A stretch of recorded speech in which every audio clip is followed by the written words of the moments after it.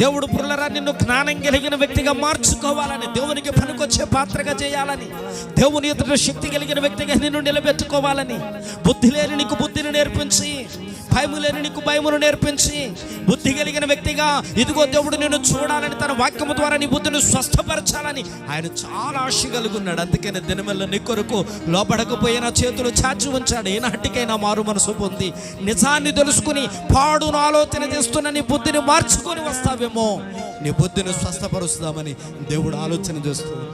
దేవుడు పురులరా నిన్ను జ్ఞానం కలిగిన వ్యక్తిగా మార్చుకోవాలని, దేవునికి పనికొచ్చే పాత్రగా చేయాలని, దేవుని ఎదుట శక్తి కలిగిన వ్యక్తిగా నిన్ను నిలబెట్టుకోవాలని, బుద్ధి లేని నీకు బుద్ధిని నేర్పించి, భయము లేని నీకు భయమును నేర్పించి, బుద్ధి కలిగిన వ్యక్తిగా ఇదిగో దేవుడు నిన్ను చూడాలని, తన వాక్యము ద్వారా నీ బుద్ధిని స్వస్థపరచాలని ఆయన చాలా ఆశ కలిగి ఉన్నాడు. అందుకని దినమెల్ల నీ కొరకు లోపడకపోయినా చేతులు చాచి ఉంచాడు. ఏనాటికైనా మారు మనసు పొంది నిజాన్ని తెలుసుకుని పాడును ఆలోచన చేస్తున్న నీ బుద్ధిని మార్చుకొని వస్తావేమో, నీ బుద్ధిని స్వస్థపరుస్తామని దేవుడు ఆలోచన చేస్తుంది.